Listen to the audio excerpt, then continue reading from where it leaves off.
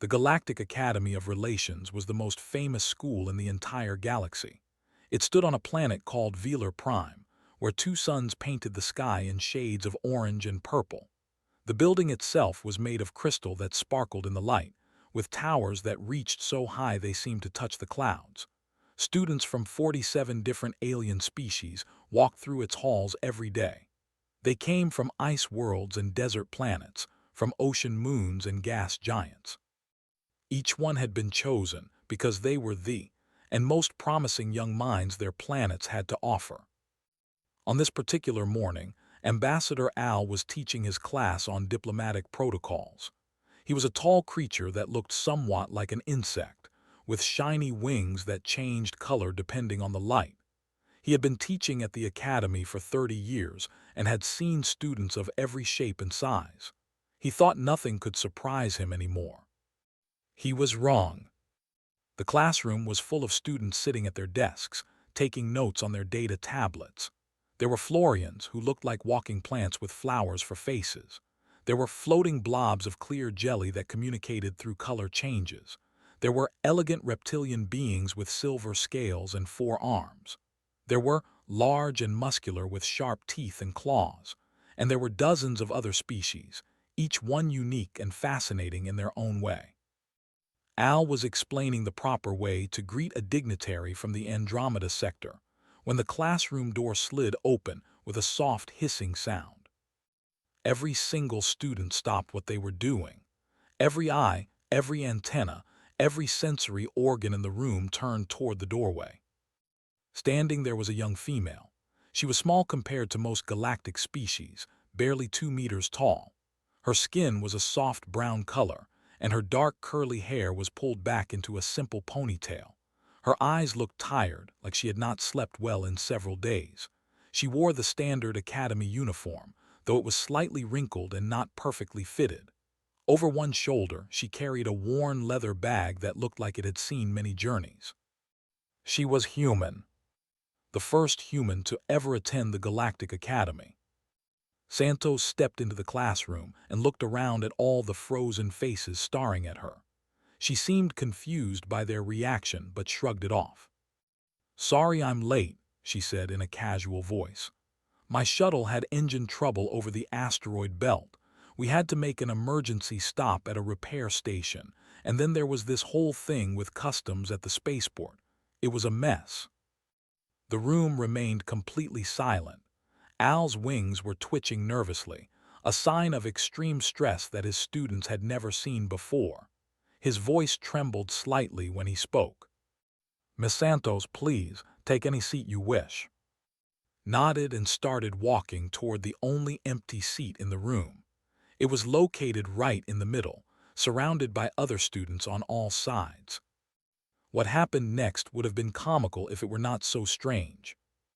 As walked down the aisle, students began pressing themselves against the walls. Chairs scraped against the floor as beings tried to create as much distance from her as possible. A Florian student actually made a small whimpering sound, its leaves trembling visibly. A turn from its normal blue color to a deep purple, which in their species indicated extreme fear. Stopped walking. She looked around at everyone with genuine confusion on her face. "Is everything okay?" she asked. "Did something happen?" "Everything is fine," Al said too quickly. "Please sit down. We were just discussing greeting protocols." Shrugged again and sat down in her seat. She placed her bag on the floor beside her and pulled out a data tablet, ready to take notes like any normal student. But nothing about this situation was normal. The students sitting nearest to her were trembling so badly they could barely hold their own tablets.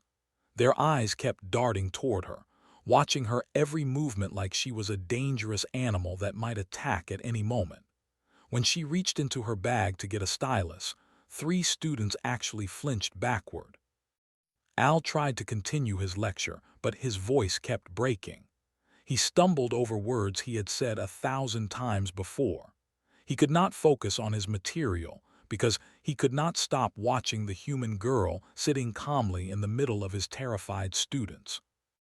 for her part, seemed completely unaware of the effect she was having. She took notes diligently, occasionally nodding along with points she found interesting. Once, she raised her hand to ask a question about trade negotiations and nearly jumped out of his exoskeleton. "Yes, Miss Santos," he managed to say. "I was just wondering about the section on conflict resolution. On Earth, we have this concept called mediation, where a neutral third party helps two groups find common ground. Is that used in galactic diplomacy?" It was a perfectly reasonable question, an intelligent question actually, the kind of question a good student would ask. But the way the room reacted, you would think she had just threatened to destroy the entire academy. Students exchanged terrified glances. One of the largest and most physically imposing species in the room actually scooted his chair backward several centimeters. The near the window was now almost completely purple. Al answered her question as briefly as possible and quickly moved on to a different topic. When the class finally ended, students practically ran out of the room. They did not walk or stroll or casually make their way to their next class. They ran.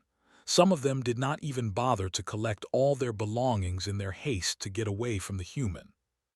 Sat at her desk for a moment, watching them leave with a puzzled expression on her face. She had not done anything wrong. She had been polite and quiet and attentive. She had not made any rude comments or aggressive gestures.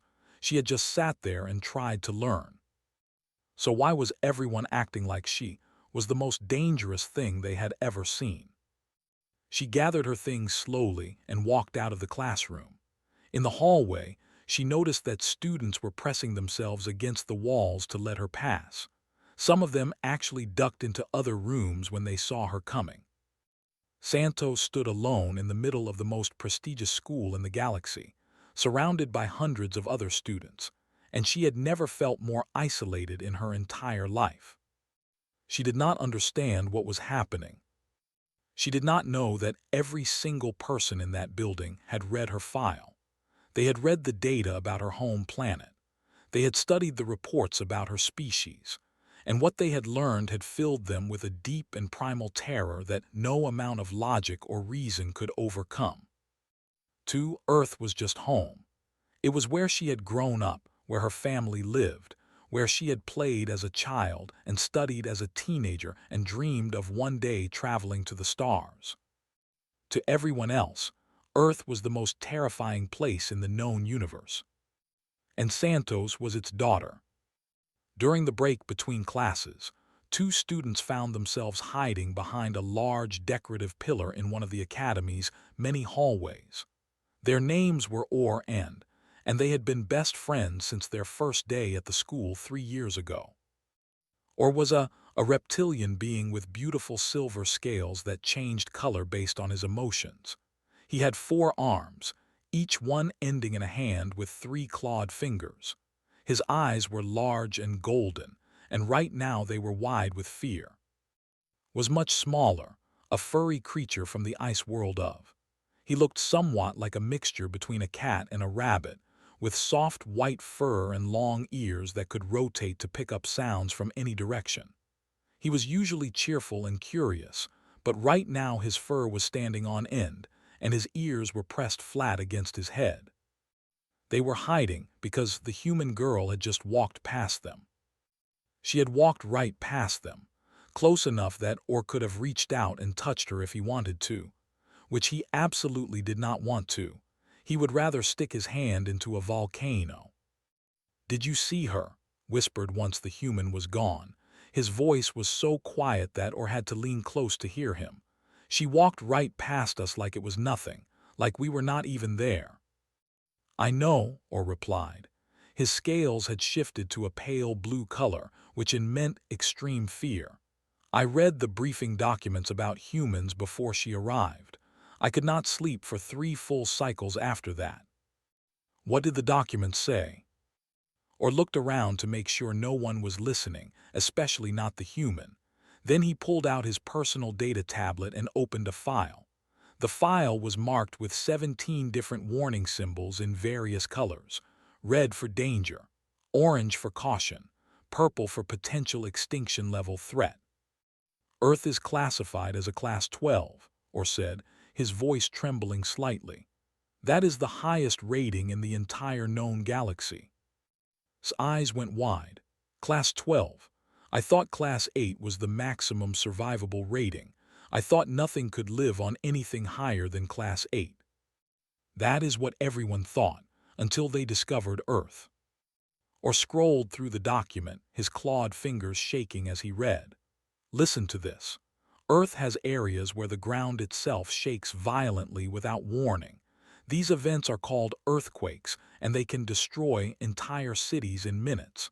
The ground just moves and buildings fall down and thousands of creatures die. The ground attacks them, asked in horror. It gets worse. Their planet is mostly covered in massive bodies of water called oceans. These oceans regularly produce storms so powerful that they can level entire regions. Winds so strong they can pick up buildings and throw them. Waves so high they can drown entire coastal areas. And the creatures living in these oceans are predators with teeth the size of your arm.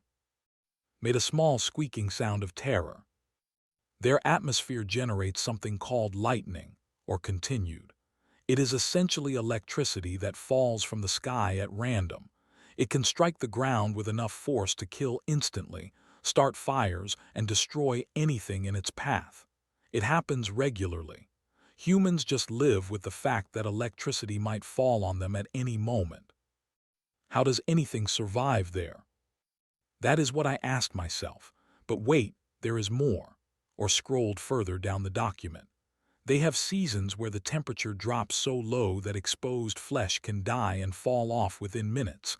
They call this frostbite, and they have other seasons where the heat alone can kill. Their bodies are constantly fighting against their own environment just to stay alive. And she grew up there, the human girl. She grew up there. She played outside as a child. She swam in those massive bodies of water for fun. She probably experienced earthquakes and storms and lightning strikes, and she just kept living like it was normal. Sat down heavily on the floor, his legs suddenly too weak to hold him. I think I need to lie down. I have not even told you about the other creatures yet, or said. Humans are not even the most dangerous species on their planet. They share it with creatures that have evolved specifically to kill them. There are insects with venom that can stop a heart. Snakes that can kill with a single bite, large predators with teeth and claws that hunt in packs, tiny organisms that invade their bodies and destroy them from the inside. And they survive all of this.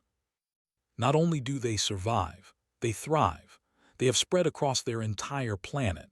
They have conquered every environment their world has to offer. Deserts, mountains, frozen wastelands, dense jungles, everywhere. Was quiet for a moment, processing this information. Then he asked the question that had been forming in his mind. What makes them so dangerous? I mean, they do not look that scary. She looked kind of small and soft, actually. Or scales shifted to an even paler shade of blue. That is the most terrifying part of all. Let me read you this section. He found the relevant passage and began reading aloud. Humans are classified as pursuit predators. Their ancient ancestors did not hunt by being faster than their prey. They did not hunt by being stronger. They hunted by following their prey, for hours, for days, until the prey collapsed from exhaustion. Then they killed it. They can track something until it dies from being chased.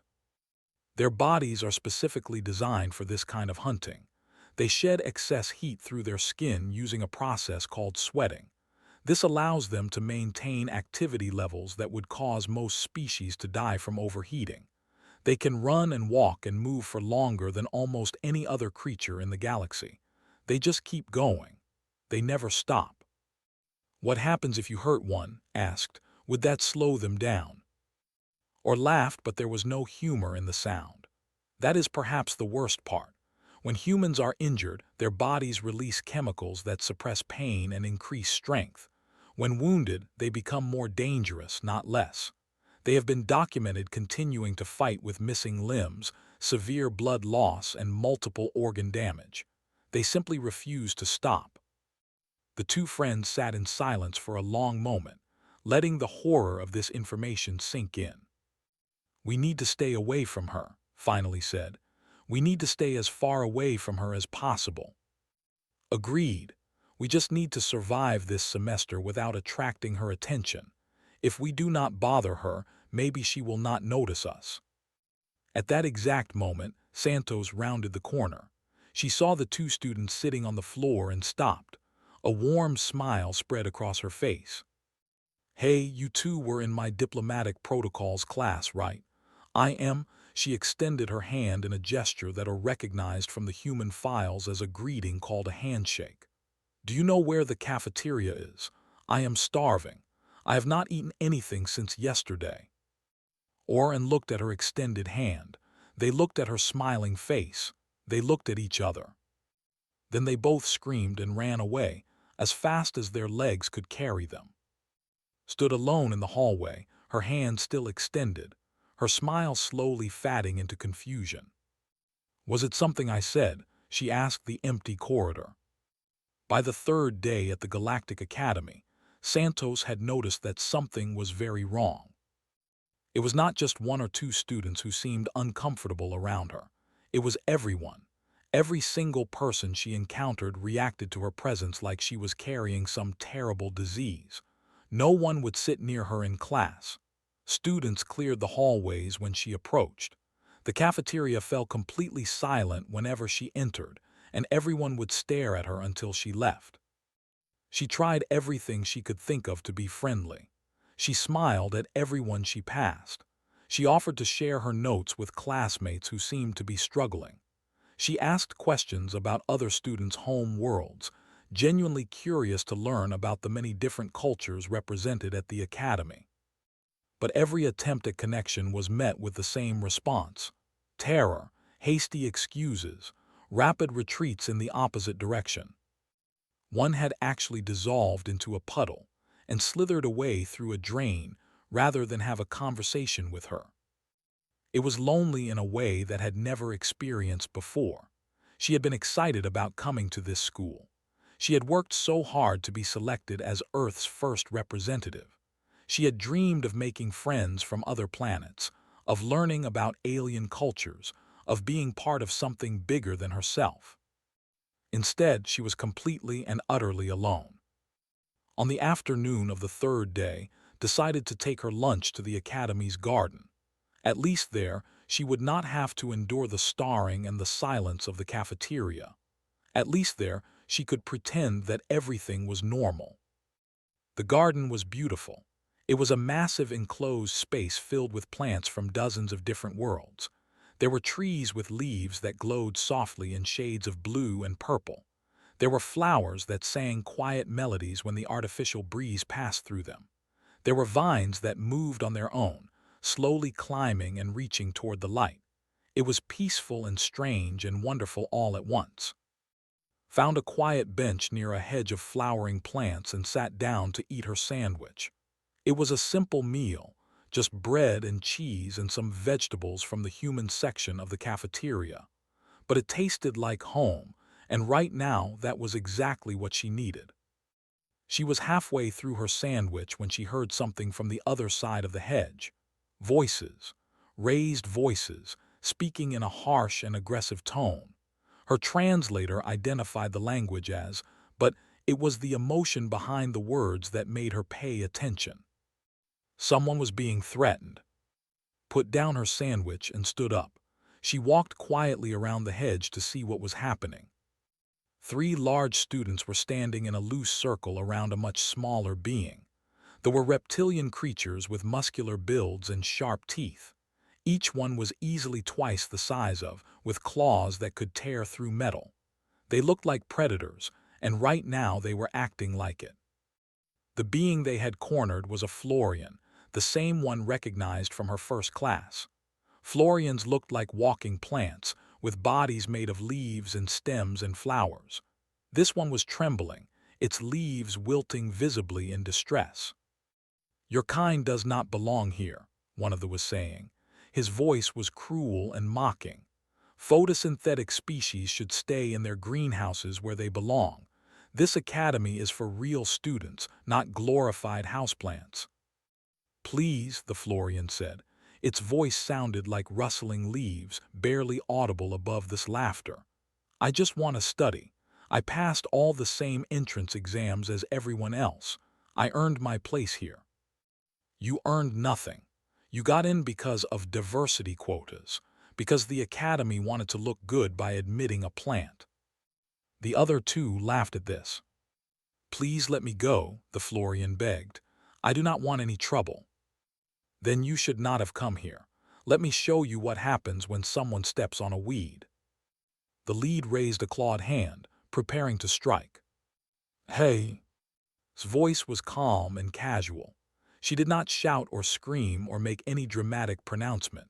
She just spoke in a normal conversational tone, like she was greeting a friend in the hallway.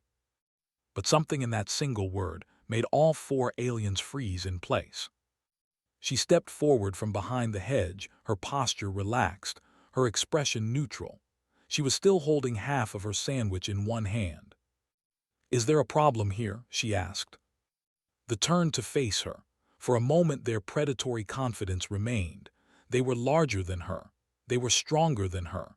They had claws and teeth that could tear her apart. 3 against 1, and she was half their size. Then they remembered what she was. The lead's eyes went wide. His scales, which had been a confident dark green, began shifting to a paler shade. His clawed hand slowly lowered back to his side. This is not your concern, human, he said, but his voice had lost all its cruel edge.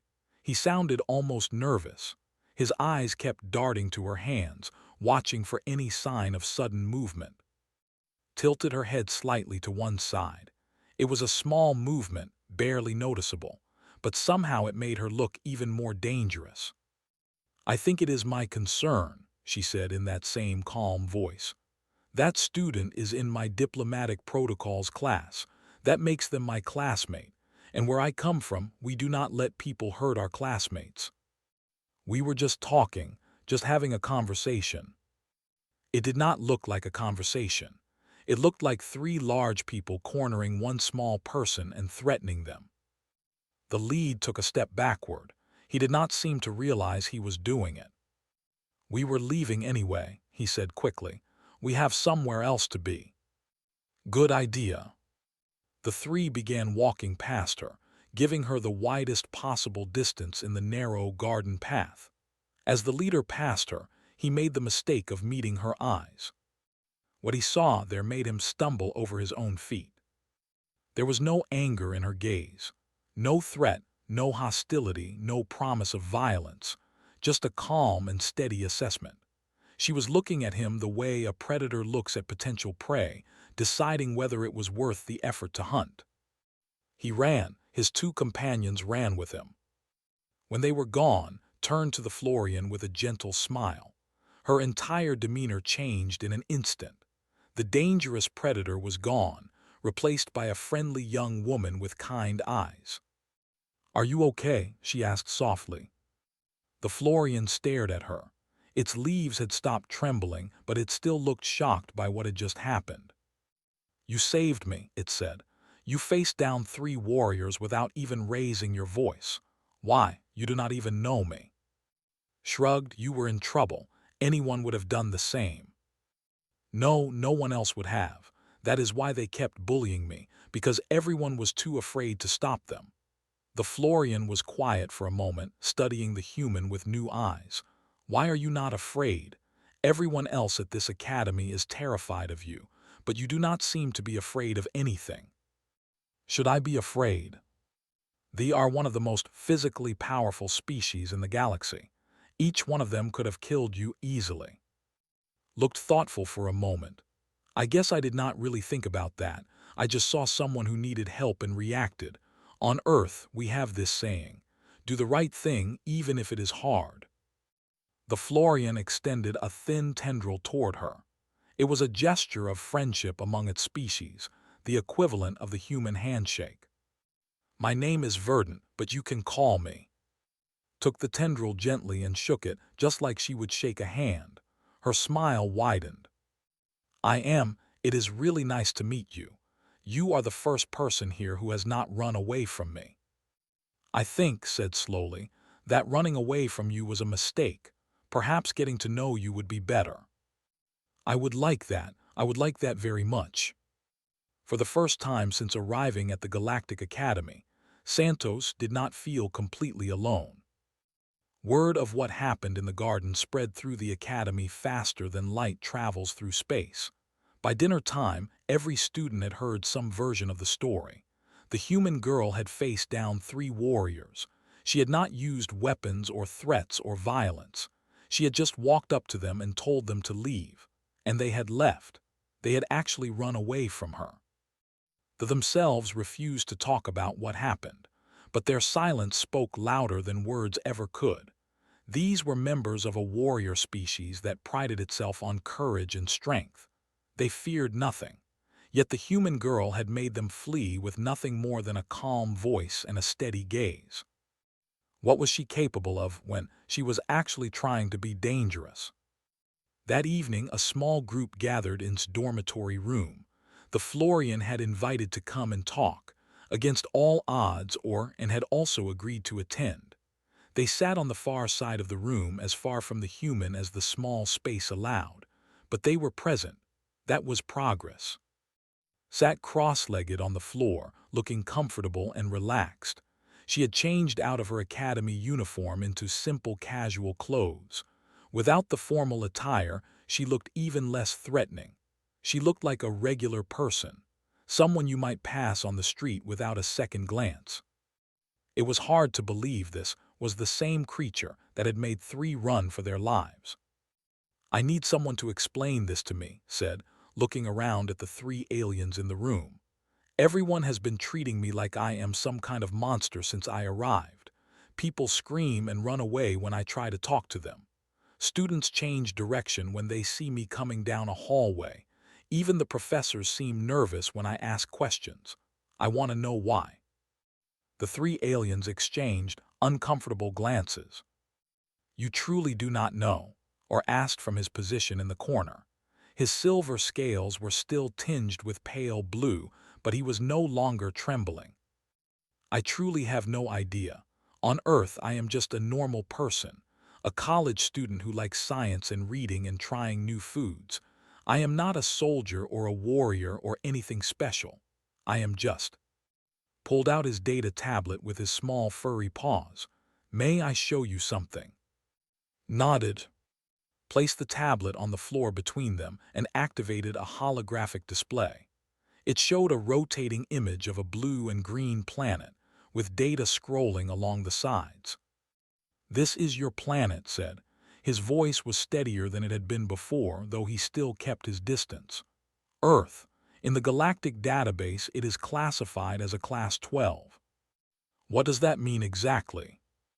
It means that by all scientific standards, your planet should not be able to support complex life. The environmental hazards alone are enough to sterilize most worlds. Or's voice was calmer now. He seemed to be falling into the comfort of academic discussion, a familiar pattern that helped him manage his fear. Your world has earthquakes, volcanic eruptions, hurricanes, tornadoes, floods, droughts, ice ages, and asteroid impacts. Your atmosphere contains enough oxygen to make fires a constant danger. Your oceans are filled with predators that could swallow a small spacecraft. And that is just the environment, added. Your biosphere is essentially a constant war zone. Everything on your planet is either trying to eat everything else, poison everything else, or outcompete everything else for resources.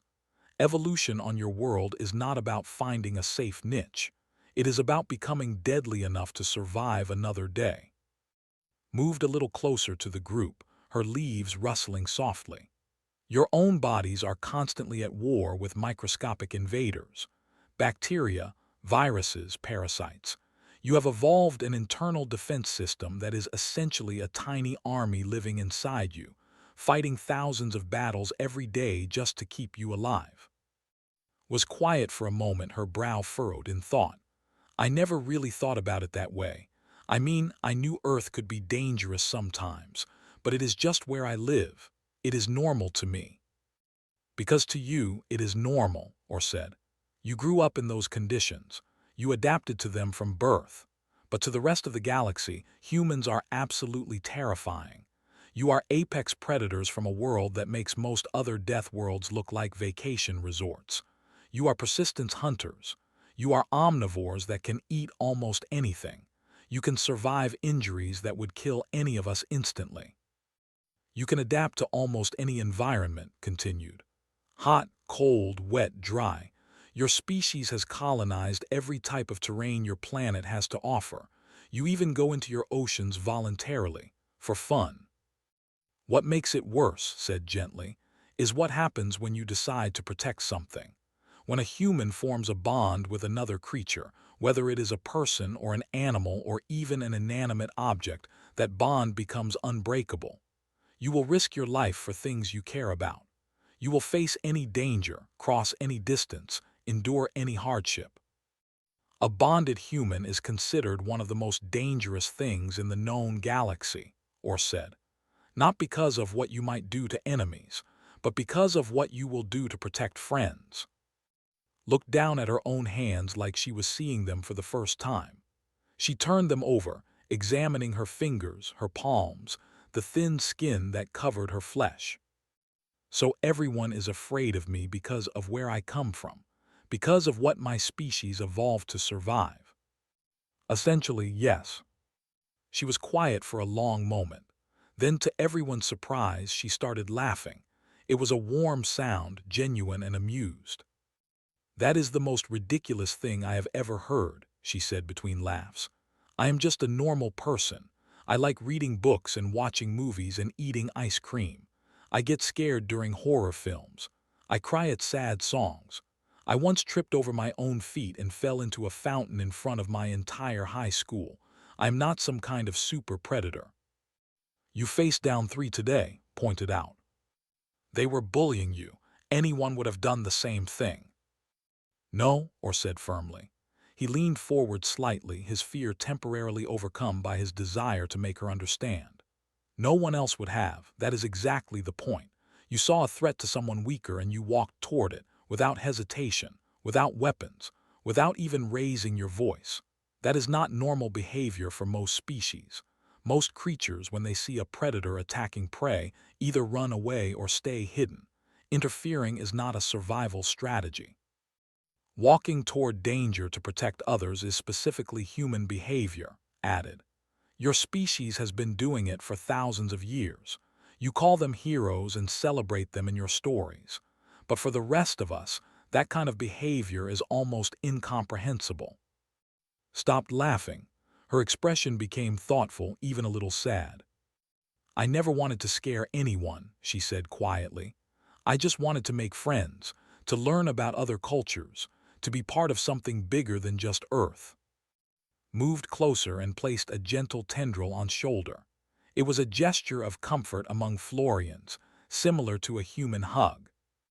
We have been unfair to you, said. We judged you based on data files and fear instead of getting to know you as a person. I am sorry for that. You saved me today when no one else would. That tells me more about who you are than any scientific classification ever could. Oren exchanged a long look. Something passed between them, some silent communication born of years of friendship. Then slowly they moved closer to the group. Not all the way, but closer. Perhaps, Or said carefully, we could start over. Learn about each other as individuals rather than as species. I admit that I am curious about your planet, about your culture, about you. Nodded, his ears perking up slightly. I have always wanted to ask a human about ice cream. We have nothing like it on. Is it truly frozen milk mixed with sugar and flavoring? Smiled. It was a real smile this time, reaching her eyes and lighting up her whole face. I would like that, she said. I would like that very much. And yes, ice cream is exactly that. And it is absolutely delicious. Maybe someday I can get some imported from Earth and share it with you all. For the first time, The four students sat together not as predator and prey, not as uncivilized beings, but simply as people who were beginning to understand each other. 3 months had passed since Santos first arrived late to her diplomatic protocols class. In that time, the Galactic Academy of Relations had changed in ways that no one could have predicted. It started small, began sitting next to in class, then Orr and joined them. Other students noticed that the three aliens were spending time with the human and not dying horribly. Curiosity began to overcome fear. One by one, other students started approaching the small group, asking questions, listening to answers, realizing that the terrifying predator was actually just a friendly young woman who happened to come from a particularly dangerous planet. Welcomed everyone who approached her. She learned their names and remembered them. She asked about their home worlds and listened with genuine interest. She shared stories about Earth that made some students laugh and others look horrified, but always in a way that built understanding rather than fear. She introduced them to human customs. She taught Or how to give a proper handshake and laughed when his forearms got confused about which one to use.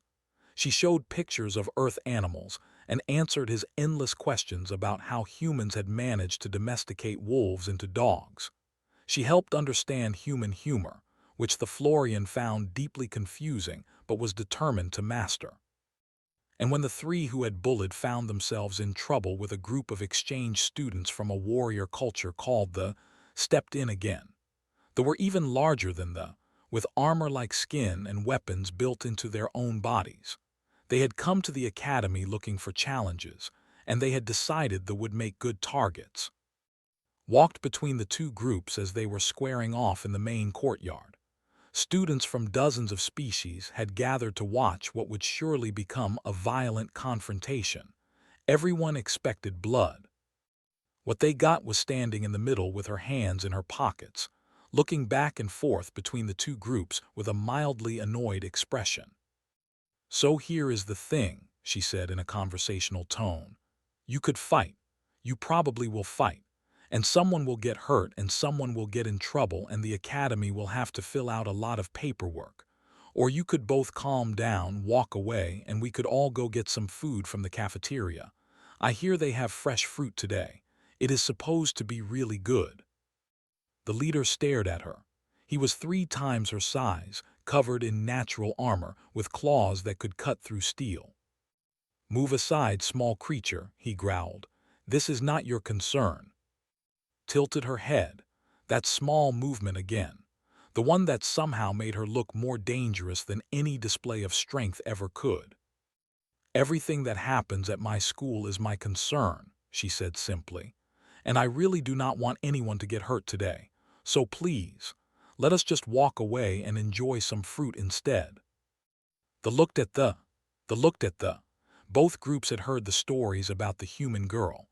Both groups knew what her species was capable of. Both groups suddenly realized that neither of them wanted to find out what would happen if they made her actually angry. "Fine," the leader said. "The fruit does sound good." The tension dissolved like morning mist. Both groups walked toward the cafeteria together, within the middle, chatting cheerfully about the different types of fruit available in the dining hall. The who had once bullied became some of his closest allies after that day.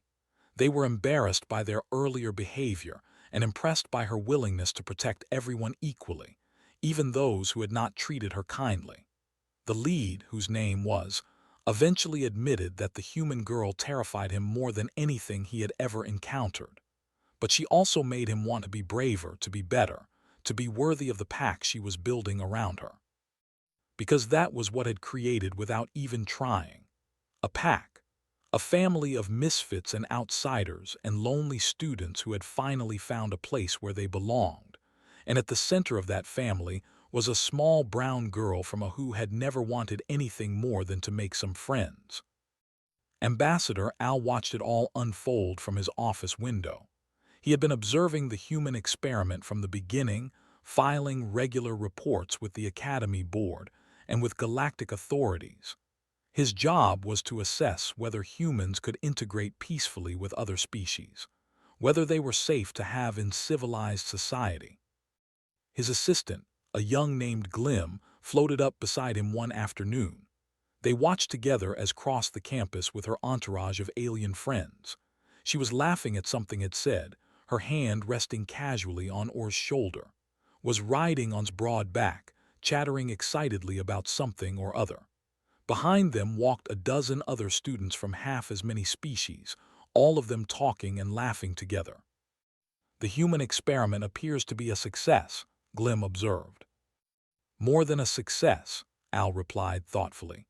She has fundamentally altered the social dynamics of the entire academy. Look at them. Students who would never have interacted before are now forming friendships. Species with ancient conflicts are finding common ground, all because one human girl decided that fear was a poor foundation for relationships. What should I include in my report to the council? Considered the question carefully. He had spent 30 years teaching students from every corner of the galaxy. He thought he understood the fundamental nature of intelligent beings. Humans had proven him wrong in the most wonderful way possible. Tell them this, he said finally. We invited a human here to study them, to understand why their species has risen so quickly in the galactic community despite coming from such a hostile world. We expected to learn about their physical resilience, their adaptability, their persistence as hunters. And what have we actually learned? Al watched demonstrate something called a high five to her friends. It involved putting your hand up in the air and having another person slap it with their own hand.